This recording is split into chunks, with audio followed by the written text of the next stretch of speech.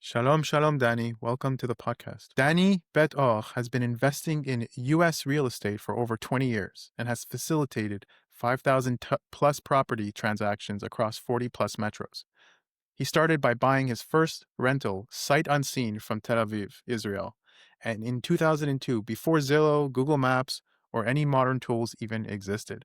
Since 2004, he specialized in helping investors build wealth through remote real estate investing in boring markets that actually produce returns. Dani, I like how you wrote boring markets because sometimes the markets that look like they're the most happening, they're the most volatile, and you see people who make tons and tons of money dealing with super high risk assets, but you don't realize that a good investment is one that you minimize your downside and you maximize your upside. So tell me why, first and foremost, would you consider your investment vertical boring? The reason I consider that is, the personal preference is throughout my investing career, especially when I was starting out, I was trying to measure the risk rewards, right? I started with options and stocks when I was much younger, and that was kind of my beginning, like naturally to the stock market and taking even a little bit higher risk kind of investments. And I felt that the rewards are not justifying the risk. And that was for me like the big trigger. Um, and Hmm.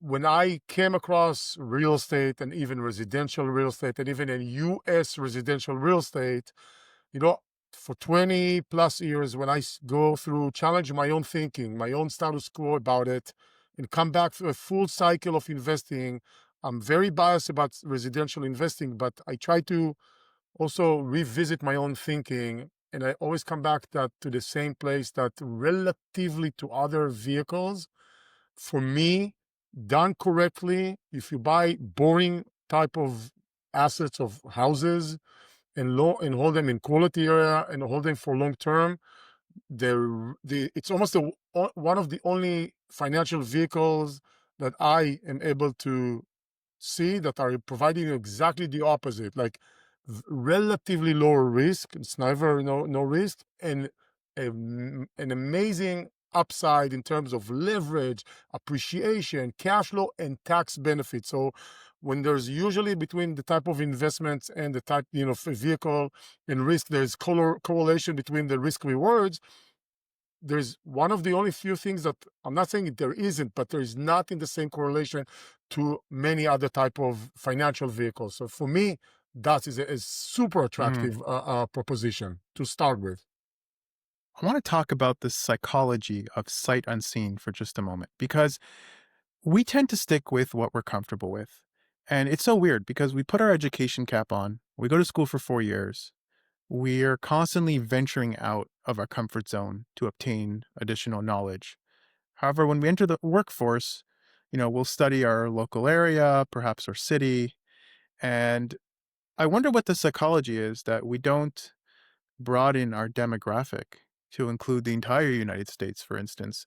Because when you have more options, you're more inclined, you have more variety, you have you're able to be more nimble and move around and find good deals. And it's almost like you don't even entertain that conversation because most real estate agents, most real estate brokers, most real estate investors I know stick to a very narrow vertical in a very confined area where they're comfortable.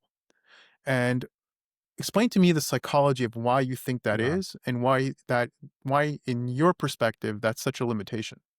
Okay. So I think it has to do a lot with control or psychologically control, being in a control position, saying, the psychology that I used to hear a lot over the years, less and less these days, is if something breaks, I can go up and check and see with my own eyes, right? So in other words, what someone is when someone is saying it, it's almost like saying either I can fix it myself, I don't need to depend on anybody else. For those who can do that, or nobody can cheat me, right? They can't tell me there is a broken pipe and there is no broken pipe. Hmm. That's a fear of losing control, in my opinion. And then it comes down to who are you personality wise, and are you willing to let some of that control out or not? But in return to something, right? So for me, the to address those things, there's a couple of things that needs to be done. There's, there's multiple things. Like, first of all, knowledge and understanding. That's one. Second, you know what? When you really strip that idea out, most people that I know who even own locally do not go to the house regularly to check if the walls are still there or to fix something. They're gonna, even if it's 20 minutes from my house, they're still sending the plumber to do the work without seeing, and they're getting the same photo from the plumber, as if Right. it's in another state. So all that, there's a lot of psychological barriers in our mind that are just telling us, how things needs to be done. And the minute you kind of start stripping it out and you're saying, wait, can I qualify the plumber? Can I qualify the house? Can I qualify the property management company? Can I reduce those chances of that failure of someone will screw me up? Can I build a system that will reduce the chances of this, right? It's never zero. I can get screwed up by a vendor or by someone, even locally, right? It's equally there, that situation. But if I'm building a system that not only that can I reduce the chances, but maybe I can even have better agents, actors, providers, vetted providers, maybe they're actually safer to go without they having the psychological feeling of Mm, touching, seeing with my own eyes. So it's a lot about is fear, and a lot about is fear unstripped, right? It's in my mind.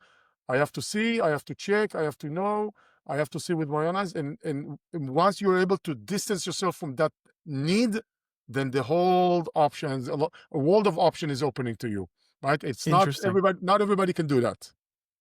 So, okay, Danny, that all sounds great logically, but to some extent, I imagine I have some greater degree of control when I'm in the area. Now, explain to me what my ROI is, what my delta ROI, what is really the benefit in terms of if I invested locally, I invested in, my Okay. area, or if I invested across the United States. Absolutely, absolutely, and I think that's the foundation of buying sight unseen or buying remotely. It really starts, and I'll start by saying it's really first has to be with where do you live, right? So if you live in the Midwest, where the real estate around you is affordable on one end and the rents are relatively high, where we actually invest, you wouldn't want to go to another state, right? You want to it makes sense that you actually invest locally. But if you are someone like me, I live in California, real estate is super expensive, right? Yeah. Rents are very low relatively to the asset price. So the cash flow, the beginning, the starting point is I either need a lot of cash to buy, to begin with, right? Like 2, 3, 400,000 just to get started, right? And then the cash flow is really horrible, right? So it's a lot of cash to get started, and I have a really bad cash flow situation, plus an unfriendly state to landlords, etc. So all of a sudden, the proposition of going out of state, and I'm using California, but that's true for most of the Northeast, most of the the Southeast, the Northwest, some parts of Canada. It's not just California, right? It's not just New York or Boston or something like this. It is very true if you live in those expensive areas. Sometimes it's also a tenant-friendly state. The proposition, financial proposition, safety proposition in terms of those laws becomes very apparent, right? So if all of a sudden, buying for a fraction of the price, still in a good area in the Midwest with the friendlier laws for the landlord becomes safer, better returns, etc. Right? So it's really where are you coming from as a starting point. But if you have that geographical arbitrage, then it's worthwhile exploring going out to other areas around the country. Got it. Well, Danny, okay, say I'm convinced. I want to simply do it. What are the top markers you would give to someone who's looking to invest in uh um on sight unseen locations? What would be like the most important markers we should look out for to determine whether something would be considered a potentially good investment or not? Absolutely. So, in my opinion, and my opinion is based on a lot of experience of doing it for many years, but also as someone who been through a graduate of the 2008 crash. So that crash taught me a lot about the nuances and about like the deep corner of real estate. Let's just call it this, and not always beautiful corners, just very deep, out of pure necessity to get out of bad situations. Let's just put it this You're way. talking about the 2008 financial crisis, right? Absolutely, The housing bubble. absolutely. Okay. I will admit I was investor before. I was not a super experienced person coming in. I was not a beginner either, but that crash is my PhD, quote unquote, for I real actually estate really because want to talk about that crash, but we'll get to that in a second. okay, no problem. So, important indicators. First of all, I always say it. People never really they think I cheat, but I'll give you a formula that it's unbelievable. Quality, long term. Quality property, quality area, buy long term. You'll probably do very well over time, right? A lot of investors, what do? They buy crap and hold it for a short period of time, and no wonder it's not working for them, right? Exactly the Hmm. opposite. So indicator 1 and 2, quality and long term. When I'm looking at areas around the country, I want to go to states that are landlord friendly. It helps with those issues. I want to go to states or metros that are showing demographic growth. There are areas around the country that are shrinking, and there are other areas that are are increasing in population. I want to be on the increasing side, right? So that's another thing. I want to make sure that I'm buying, the numbers make sense. What can I buy in that kind of boring suburb cities for how much and how much I can rent it for? And then what is my cash flow?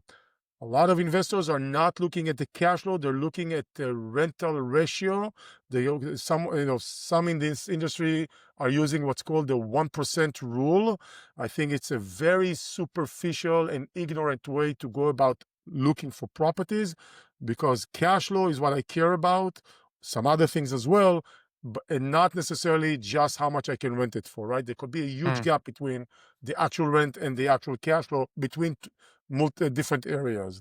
So those are just few. There's more, but those are just few of the things that I like. I have a list of maybe 7, 8 items that I like to consider and review when I'm considering a geography, a metro, before starting to actually execute an investment in that area. Right. You mentioned the Pacific Northwest and the West Coast as being just really expensive to buy properties and just having a low residual rate on rents. What states or cities would you say are the best places or that potentially have emerging markets? Like I would consider places like Las Vegas to sound pretty good on the outside for good investments on properties, or maybe Texas. I like that. You seem a little on the fence there. So tell me what you think. Any All right. specific states or cities? Yeah, I'll tell you right there. I am not speaking from a sexy position or if something sounds sexy. I'm speaking from the trenches of doing. And let me tell you what I don't think, and then I'll tell you what I do think. Like for me, Vegas, it's a no, right? It's not a bad market. If someone invested there and did well, good for you. It's not a bad market. It's a priority list, right? Is it at the top? No. Is it at the bottom? Probably for me at the bottom. One of Really? the reasons.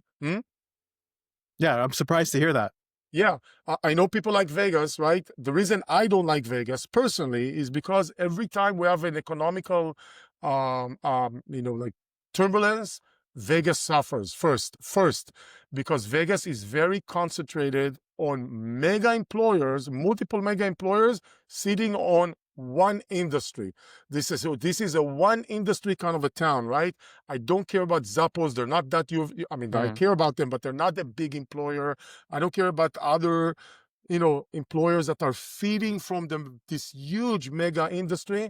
When that industry is sick and it's only has a fever, the entire area reacts, right? I So for see. me, So it's not a very versatile, agile market. It's a one-trick pony, exactly. and and they can't survive real stress. Interesting. Yeah.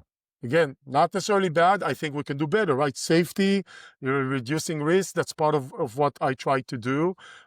Texas used to be very good. I've been active in Texas for many years in multiple metros.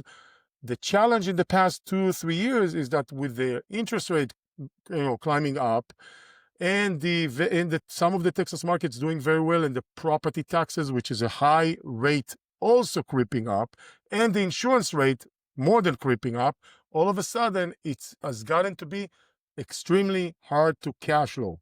That does not mean there are Hmm. opportunities. They're not, there are always opportunities in every market, but cash flowing reasonably, even with the lower expectations of cash flow in many of the Texas markets, has been super challenging, right? To the point Right. that it almost doesn't cash flow with the standard type of how we go about Right. investing. So And I don't I feel know, like it's if a like challenge. yeah, and I feel like if someone like me has an assumption of what's considered a good idea, it's probably a bad idea, right? It's just like when everyone's on the outside's talking about it, when your mom calls you and tells you to buy Bitcoin, when you see people lining up outside to buy gold, Absolutely. and like the smart people are never chasing the opportunity, they're coming before it. So I would instinctively agree with you that the fact that many people make the assumption that Vegas is a good place to invest. It probably was perhaps 10, 15 It years was. ago. Absolutely. Right. Yeah. And so what would you say? So now we talked about how these are not necessarily the best spots. Just out of curiosity, if you make a very broad stroke, what states would you say are good places to look at now? Yeah. So these days, I really like Missouri and Kansas, Hmm. Alabama, Tennessee. Tennessee is a really good state in many ways. Florida is also very interesting, although it's a little bit tricky these days with supply and demand of a lot of builders, houses coming from builders and people selling. But I think that anyone who's looking at Florida can exploit or leverage the current times of buying with a better price on one hand, but needs a Right. little bit of like Experience, because patience there's for. volatility. You could be cut short if you don't do your research right. There's also a lot of people coming to Florida, but there is inherent risk, it seems like, buying properties in Miami. It's Yeah, when I say Florida, it's really different parts. Miami is for me very different than Tampa and Orlando, for example, right. where I am more in Tampa and Orlando for that reason. And I think long term, with the growth of population growth of Florida, it's a very good. It could Florida has be. many, Yeah. many good things working in its favor if someone is a little bit patient. And I don't want to say bullish, but I'm really excited about the opportunities we're getting there Okay. these days. So I'm a student. I just graduated. Hypothetical scenario here. I'm a student. I just graduated, and I started to make some money, and I started to do a little bit of research, and I'm starting to learn the value of building wealth and saving money. And I'm looking at the S&P 500. I'm looking at Bitcoin. I'm looking at real estate. Trying to diversify, perhaps.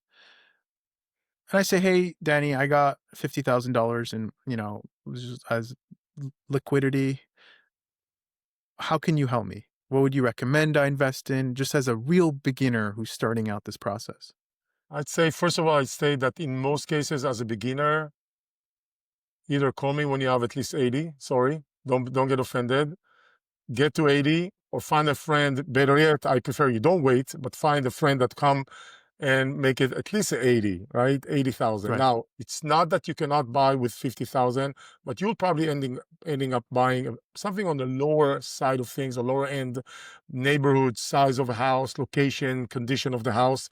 That is the opposite of what I said earlier, quality type of property. 80,000, maybe 70,000. So we're not that far out. We'll probably get you Okay, that a 200. 100,000.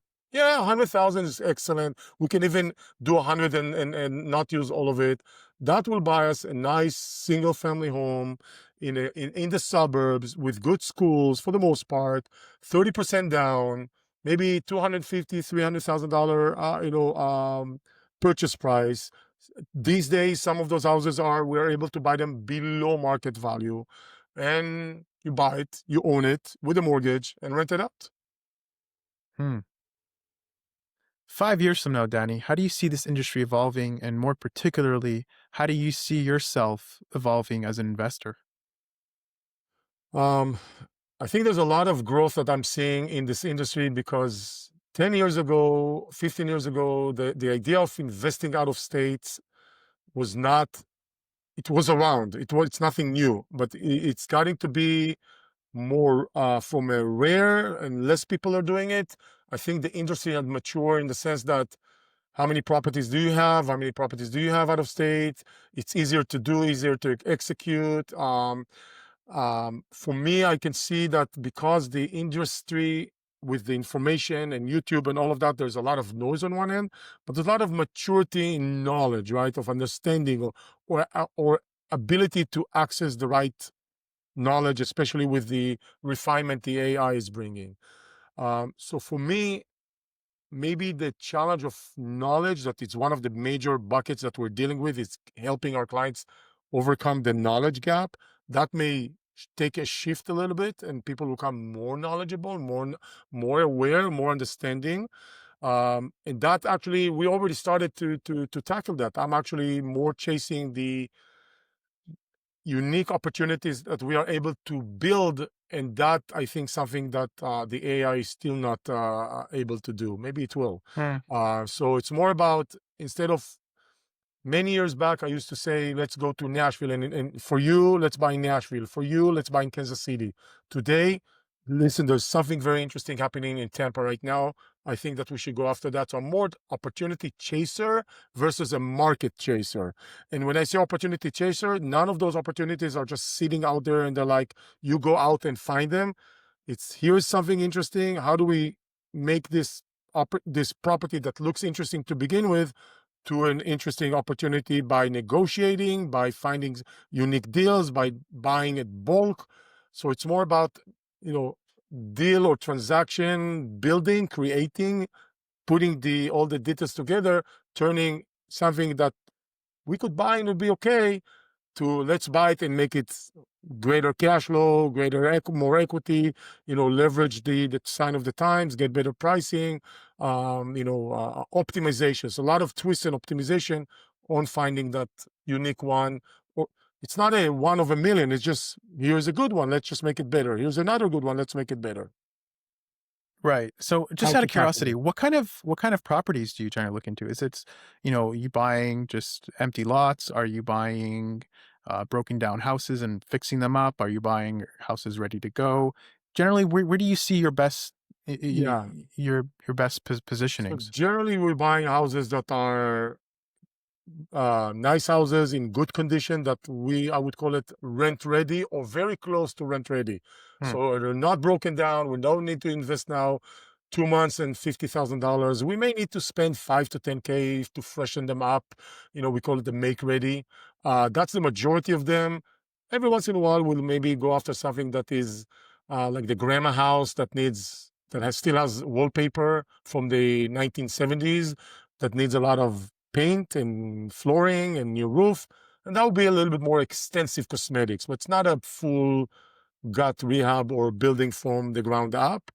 And like right now, we have multiple opportunities that we are buying that are 2023 and 2024 built in Florida. The seller is the builder who built them. They're coming relatively new with a tenant inside. So it's almost like a turnkey property at a deep discount. So that's exciting. To God, you don't need Hmm. to spend, one of them, we just did an inspection, and the only item that came on the inspection was a broken blind on one window. That's Hmm. nothing, right? That's nothing. And I know this can vary greatly, but typically, how long will it take you to flip a house? We typically don't flip houses. If I that's mean, what buy you're, and sell. Oh, you hold it for long-term investments generally? exactly. I've done about 100 flips. I decided to retire from that activity. It was far from being enjoyable. Um, but I very much focus on buy and hold for long term. How Uh, long is long-term? Just out of curiosity. Probably no less than 5 years, preferably 7 and or 10. So that's what we preach and talk And if about. you were to bring a percent on this, what would typically be your order of magnitude on an ROI? You say you do 2x, In what? In how many 5 years? years.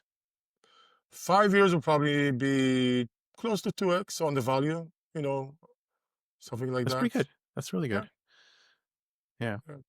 And like just out of curiosity, in your experience, I'm sure it comes with the territory. But what would you consider a good success rate? I mean, I'm sure there are some. You have some duds. that don't necessarily pan out, I imagine.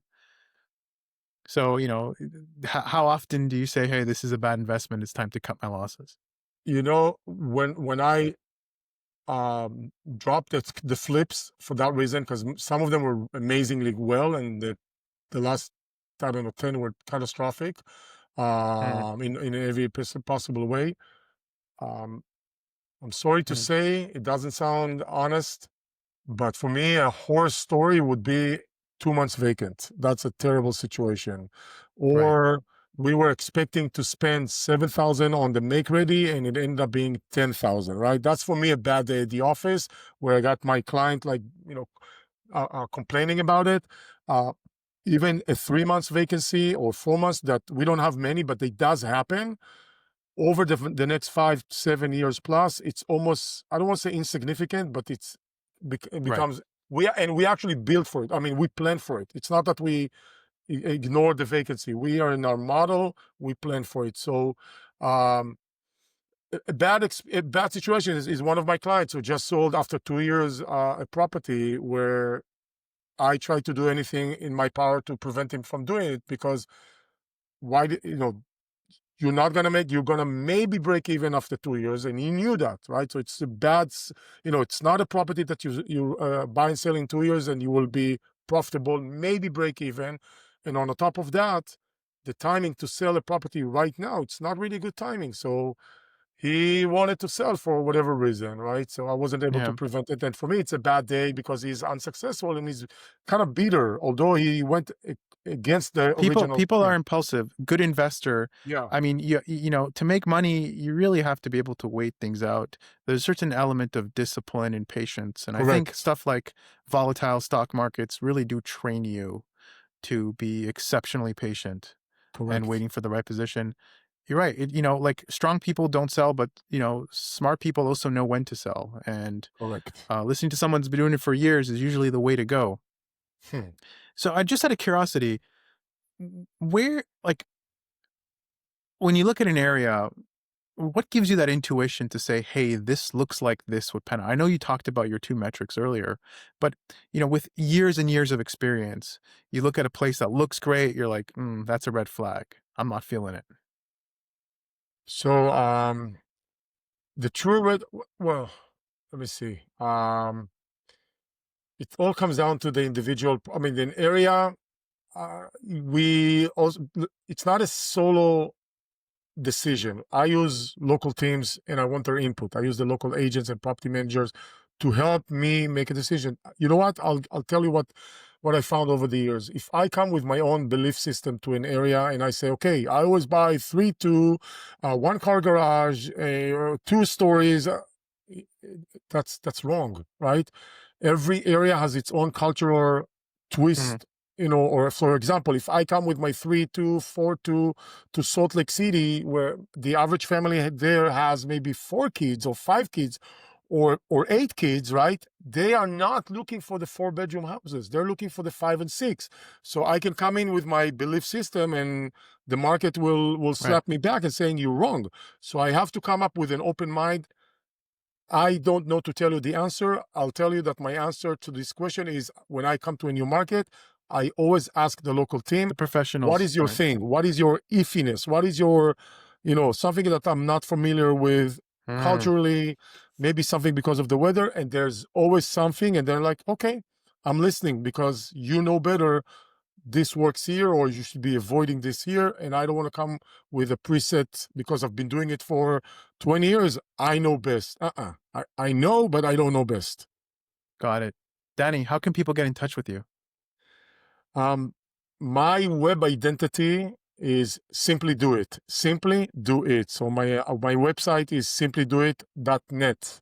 If Mm. anyone writes Danny and Simply Do It or Simply Do It with real estate, you will find me on Facebook, YouTube, on most social medias, just reusing the terms Simply Do It and Danny or Simply Do It with real estate. Danny, thank you for your time and wisdom. Appreciate it. Thanks for having me and for the good